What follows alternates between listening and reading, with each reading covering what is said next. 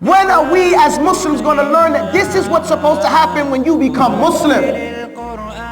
The concept that you are a Muslim overrides any nationality you had prior to that, especially the Somalis. It seems that you can't get this racist ignorance out your heads. No, it's not funny. It's to cry for. What I have learned growing up in America, watching the Nation of Islam, watching the people whose parents were kuffar, they lose their children because they have nothing to offer them. Your children are not fools. They're not impressed with your ignorance. They're not impressed. They know all the pretty girls on another kabila, all the handsome guys on another people's tribe. And your reason for not wanting that person is based on your ignorance. And you're calling them to Islam? You want something for your children? If you want something for your children, what is that? You say you left Somalia to come here to save your families. Half you got your children going to jail. Other half got their daughters making zina with these young men. The other boys think they gangsters. Wear their pants around their butts. Don't tie their shoes. This is gay. This is not manly. What have you saved your children from? What did you really come here for? And what do you have to offer your children tomorrow? What direction are you giving them? When are you going to learn they're no longer Somali? They're a mutation.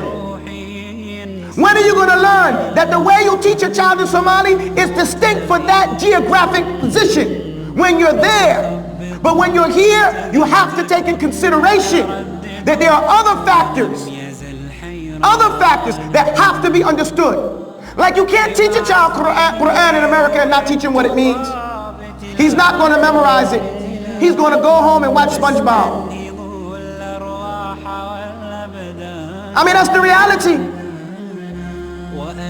If it is that you want to save your children, then why is it when you tell them to come to Islam and they come to Islam?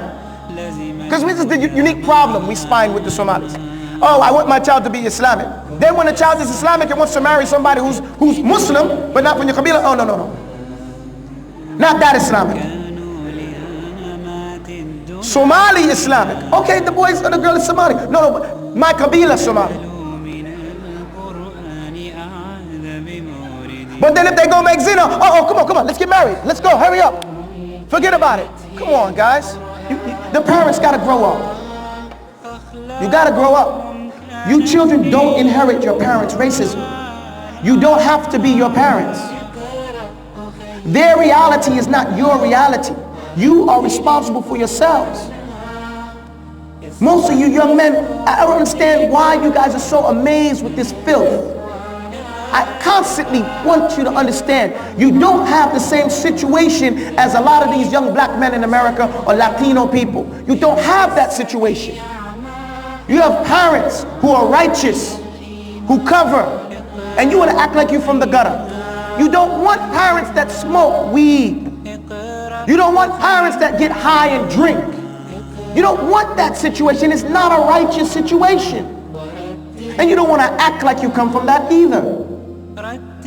Islam is the only, and I'm talking to everyone now, Islam is the only solution. But the trick about Islam, the sophisticated thing about Islam, it only works when you commit wholeheartedly. When you enter into Islam, kaffatan. That is the only way. A little bit won't work. As we've seen through look at the black nationalistic movements. They all had some pseudo-Islam. They all had some pseudo-Islam, but they did not accept Islam wholeheartedly. Whenever they mixed it with nationalism, they failed. Take the example from them. If you mix Islam with everything, Allah gives it to you. Take that thing. That's your shirk. And Allah's free from shirk. If you make shirk with him anything, he gives that to that other thing. He gives it to that other thing. And Islam has come to destroy nationalism.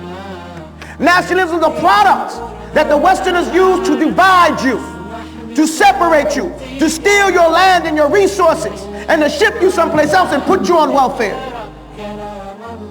to make you lazy, to to steal your children. They don't want to convert you. You will always be what you were. But your children are not that. And unless you instill in them true Islam, where do you expect them to get it? What is the perspective for the young people? Because the older people are dying. They'll be gone soon, sooner than you think. لنحس في أعماقنا الإيمان. اقرأ